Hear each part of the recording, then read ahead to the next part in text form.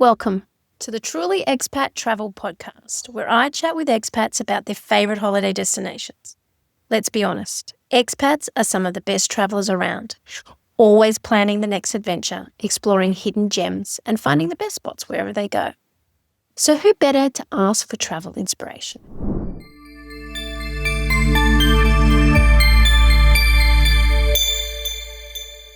So today is quite special. I've got a very special guest with me. My niece, Karla Barreca, is coming on. She's Hi. she's now an expat. How long has Yeah, it been now? 18 about months? 18 months. Yeah, a year and a Goes, half. it goes It so fast. flies. It really does. It feels like 6 months, but yeah, it's been like a year and a half, which is crazy. It's the last time I saw you, we were in Sicily. We were in Sicily. Yes. Yeah, on my road trip. Yeah. Yes. Yep. So thank you, Carla, for coming on. I really appreciate it. Let's get stuck into who you are and how you became an expat and what kind of traveler you are. Yes. So, yes, thank you for having me on. I'm very excited. As my auntie Paula said, my name is Carla. I am 25 years old and I live in London. As I said, I moved to London 18 months ago from Australia. I grew up in Sydney, Australia, my whole life. I've never lived anywhere different before that. So, yeah, I moved here 18 months ago. I think at the time I was wanting change. I was wanting to be closer to Europe, to experience different cultures. And I think I was at a period in my life where, I was in my early to mid 20s. I kind of was thinking about what I wanted for the next few years. And I think travel has always been a really big part of my life and something I've really enjoyed. So, yeah, that's why I kind of moved over and became an expat myself, which is, I've never actually heard myself referred to that, but it's kind of fun. And what type of traveler am I? I think I seek when I'm traveling different cultures, different experiences. I love going to new cities and just walking around, eating the food, meeting local people and kind of getting their recommendations of what to do and where to go. I think obviously touristy things are nice to see and they're really pretty, but often those really cool cultural experiences are what you remember Mm, from a place. So yeah, that's exactly. the type of So, traveler. which gets us into what is your holiday Christmas destination that we're going to chat about today? So I thought I should talk about London because I live here now and it's my home. I came to London the first time in 2023. I did like a big, like most Australian 20-year-olds did a big Europe trip to kind of see Europe. I'd only been to Paris before. So I was here for about 4 months. And during that trip, I spent a week in London. That was the first time I'd been to London. I loved it. I thought it was obviously it's really easy change for English speaking countries because it is all English here. So, yeah, thought that London would be my pick because I live here now and I've spent a Christmas here. So, And I guess Christmas there is very different to being like a summer yeah. vacation. Yes, yes, definitely. I mean, I'd only ever had summer Christmases up until living here. So I'd always been in Sydney where it's warm, we have a barbecue and you're at the pool. So it was very different having my first Christmas here. It was such a good experience. The way in which Europe does Christmas is amazing and it feels like Christmas movies, which I love. So yeah, definitely the top part. If you were to advise anybody, if someone was thinking, okay, I'm going to go to London or for Christmas, what would a 3 day itinerary look like, or what could you give them in terms of advice? Okay, in terms of a 2, 3 day itinerary, I think there's a few items that you have to tick off the list.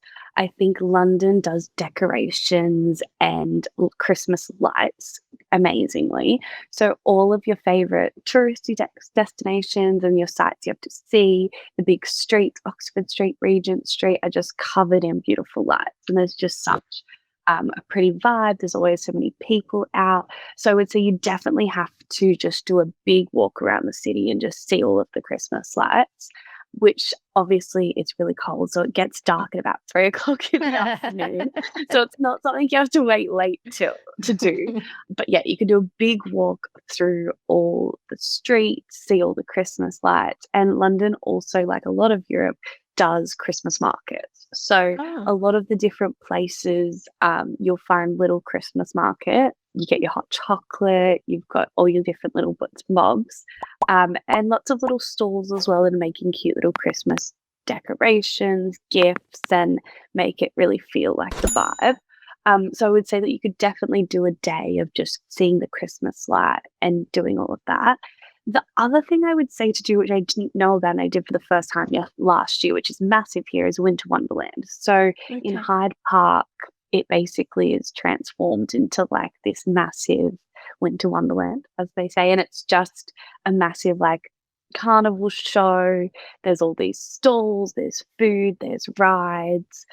Yeah, everything you could think of Christmassy. How long does that go for? Does that go through all of December? Do you know if it I hits think it goes through January? all of December and then till the start, like early January, I think, are Mm, the last few days. You'd have to check, but yeah. it definitely goes for a long period of time. You do need to buy tickets. It is a Okay. ticket event, but you can buy tickets like the week before. They're not Mm, that expensive. It is obviously it's like a show, so it's expensive in there in terms of buying food and different things. But definitely is worth it. mm. It feels very Christmassy. It's packed. There's lights everywhere. And there's different like areas to the show where there's like a German inspired area. There's a like Mm. yeah, so it's really nice. It's really nice. So yeah, that would be the other thing I'd say you'd have to do. And are there any specific shows or anything? Is it any Christmassy Um, shows? Yes, so I guess you could always the West End is always packed with shows. One thing that actually I hadn't heard about, I don't know if other places do it, is it's really common for them to do Christmas movies here with Oh. a live orchestra, which Oh, is a okay. really cool experience. I didn't get to do it last year, but I definitely want to try and get tickets this year. But I know that they show like Love Actually, and then they have a live orchestra playing Ah, the soundtrack, which obviously is such a cute little experience. I know that they do those type of shows leading up to Christmas. Also, like your traditional Christmas shows, I guess they would show probably on the West End, and all your normal West End shows will probably go on as well. The West End is always pumping with shows and things to do, so that's definitely something else you could get doing. and is Christmas Day in London a place where everyone goes home and celebrates, or do they celebrate in restaurants and hotels? So we found last year that a lot of people go home. I guess I wasn't directly in the city. I'm sure in like London City, Mm, there's still lots of people in the city because of lots of tourists. Where I live was obviously a little bit out, mm, and a lot of people around here kind of went home or were traveling. So I guess you only kind of have some certain pubs open that will do like a roast. We last year spent time with a family that we're friends with. Um, and yeah, I think it's really, really traditional to do like a roast or sit down. Obviously, it's cold. You do presents like anywhere. They have the 3 o'clock address by the king, which is we okay. were so excited about because we'd never heard about. Basically, he comes on at 3 o'clock and says like "Merry Christmas, everyone," and kind of has a year and reflect. So I guess that's a different culture experience that anywhere else you don't really get. So yeah, for us, it seemed as though a lot of people around us went home or went traveling. But I'm sure in London City and Mm, like your touristy areas, you'd have a lot more open. And you've always got pubs for a roast. okay. And do you have anywhere you can go ice skating outside? Is it not that type of place? Well, it's definitely not cold that there's anywhere to ice skate that's real, but Yeah. Battersea Power Station, which is actually just near me, is they put on a big Christmas parade show market. So they have a Christmas market and they have a big ice skating ring, Mhm. which you can go and ice skate there. So I think there's that one, and I'm sure there's another one probably closer to North London.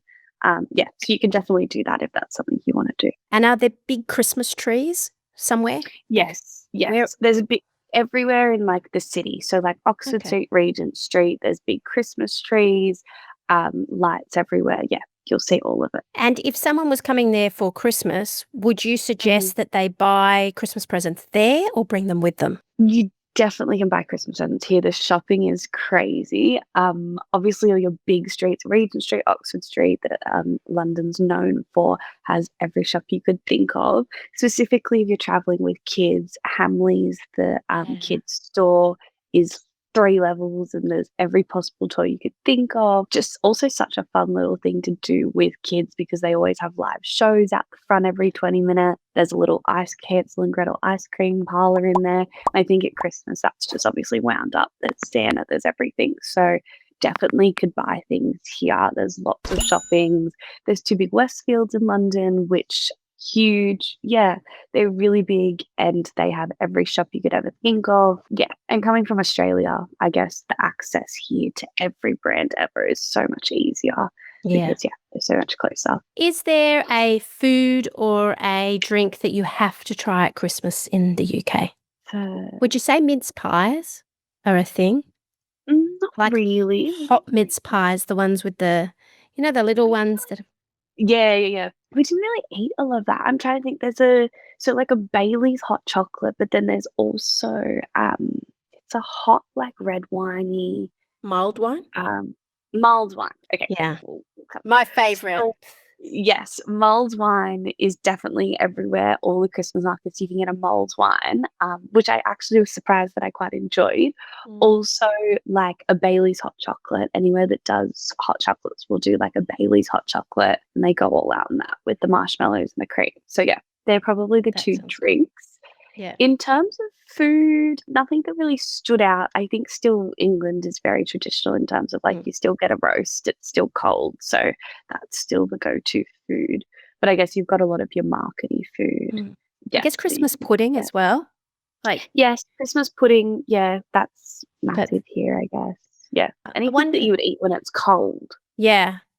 I wonder in the supermarkets, are they selling Christmassy products? Like, do they sell bonbons and stuff if someone wants Yes, to? yeah. Definitely could get, yeah, definitely the supermarkets sell like your bonbons or your traditional Christmassy stuff as well that you can get. It's also great, like the department stores here, Selfridges, John Lewis. Even just walking into them at Christmas, like the Christmas areas and the decorations and Harrods, like the floor. We made like quite an effort last year to just go in and walk around the department stores around my Christmas section because like the amount of like the decorations they have for your tree, the bonbons, the advent calendars, it's just everything is there. So that's also something that you can definitely do that I don't think they have. That's quite unique to here. That Harrods, Selfridges, John Lewis, they really make an effort and go all out with their little Christmas displays. Is everything closed on Christmas Day there or no? I don't know. I think yes, it is closed. Yeah. I would imagine so, but I don't know about the city. I wonder whether things in the city kind of open up because of a lot of tourists. Yeah, I don't know, to be completely honest. Okay, that's fine. Did anything surprise you about Christmas in London? Maybe, I guess it was my first winter Christmas, so everything felt different. I think I was surprised at how much I enjoyed a cold Christmas, how like it did feel quite Christmassy and quite cute. It was my first Christmas away from family, so I think it was nice to have that real different experience. Yeah, I think that was the nice part. It didn't snow. We were all praying that it would snow, but it's very rare for it to snow in London, so I think we were praying for a miracle. But yeah, I guess that was the only thing also that didn't surprise me because obviously in Love Actually it's snowing on Christmas. Of course it should snow. Yeah. Was there anything you wish you knew before your first Christmas? Maybe to kind of plan ahead a little bit in terms of when you're going into the cities. Obviously, Christmas in London is a really busy time. It's really touristy. So getting on things like the tube can be really hard, especially if you don't know where you're going. You're new to London, I guess even knowing where I was going, getting on and off the tube and changing was quite complex because there's so many people around. So I guess for someone that's new to London or doesn't know London, I can imagine it'd be quite overwhelming to do, especially with kids and a family.